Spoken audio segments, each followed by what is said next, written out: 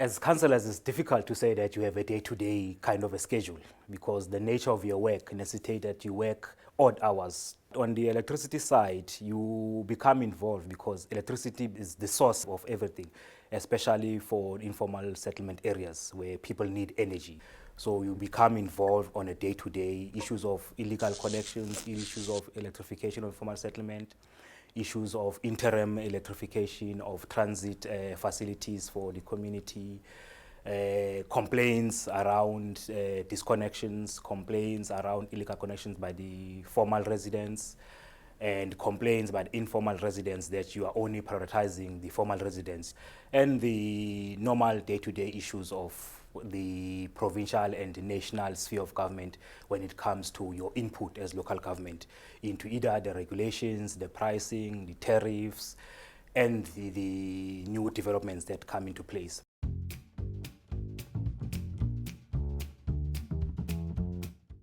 Councillors and officials within the municipal service are almost like the different sides of the same coin.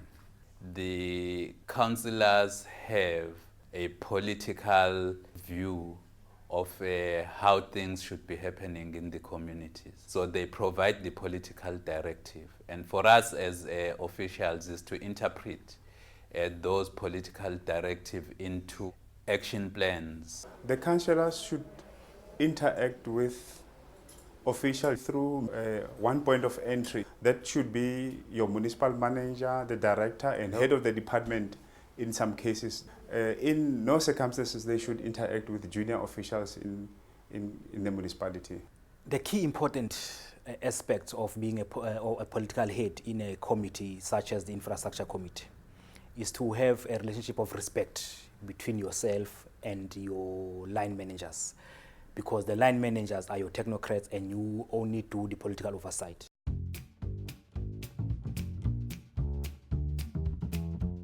What I would like councillors to assist us with is that when we go to the public or community meetings, it's for the councillors to own the challenge together with us and not say that the officials are doing this, and because then it shows us as different people.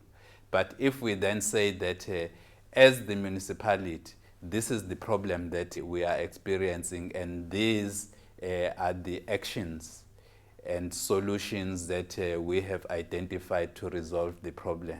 I think that is the mutual reliance on each other that councillors and officials have.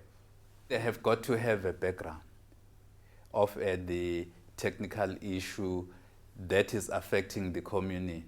And I would encourage councillors to attend AMEU meetings at the regional level and at the national level to ensure that they understand everything about electricity.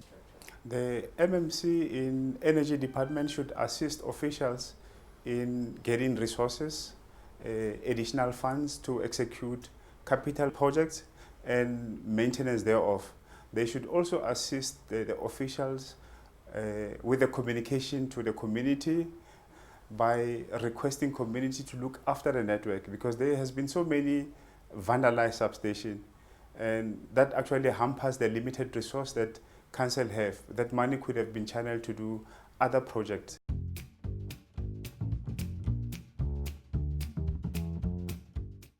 The challenge is to ensure that the output that we had in terms of electrifying the informal settlement, electrifying the semi-formal residences, and electrifying the formal residences, it becomes what we promised.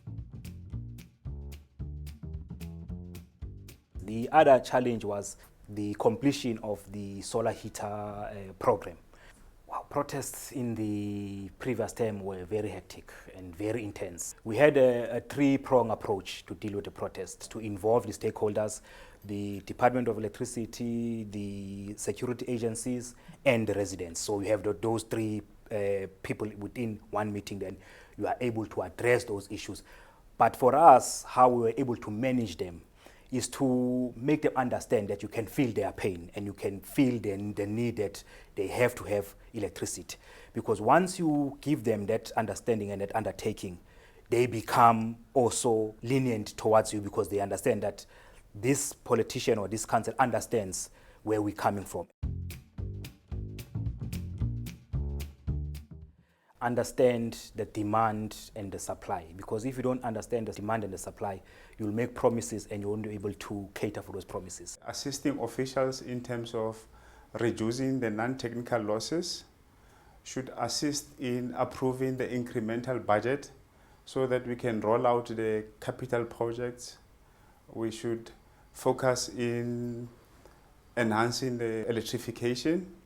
Lastly will be the issues of striving to get a clean audit in the municipalities. As the officials, we have got to make sure that the networks that deliver these electrical services are properly maintained so that we do not have unnecessary interruptions, because customers who have got the good quality of supply are the customers that are happy to pay for the service that they are receiving.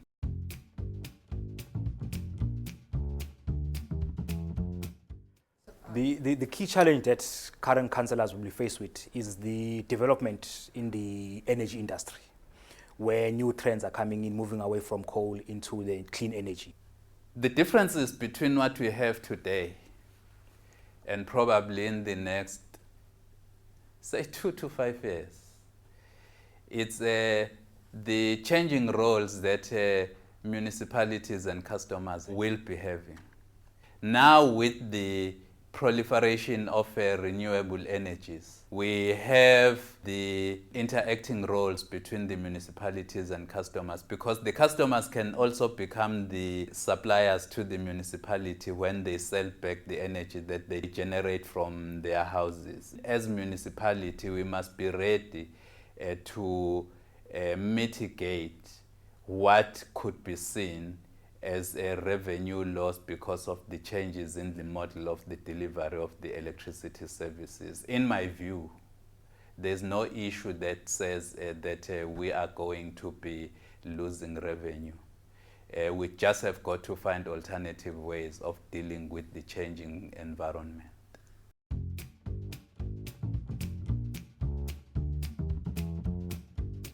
The key issue is to understand your role as a councillor and understand the mandate that you've received from the public that voted you. So the way that you will be able to balance is to ensure that you spend the public purse prudently and according to the plans that you've developed as a city. You balance what the community expects of you to do and what is realistically possible to do. The key to that is to ensure that you have a two-way communication between the community and the officials.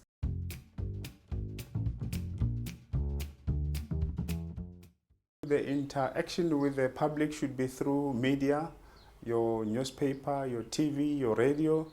They should also be face-to-face through public meetings and maybe expanding into school program. Also Facebook, WhatsApp to communicate messages to our customers. For example, if there's a theft in a specific area, the message can be sent in that group for that area. We do have community phoning our control room, which operates 7 days, 24 hours, taking complaints of the customer, and then the dispatch electrician to attend to the complaints. We have to have community meetings where we explain the electricity services to the people.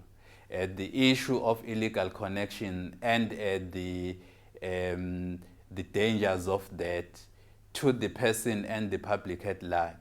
And the issue of the need to pay for electricity or any service of the municipality that has been rendered for the continuity of the municipal business.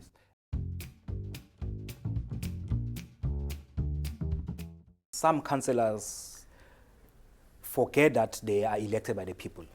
So the key issue is to interface and have that interaction with the community so that you can understand their environment and engage with your officials so that your officials can understand that when it comes to the problems that they encounter with the communities, they are able to come to you as their political head to say, how do we resolve these issues?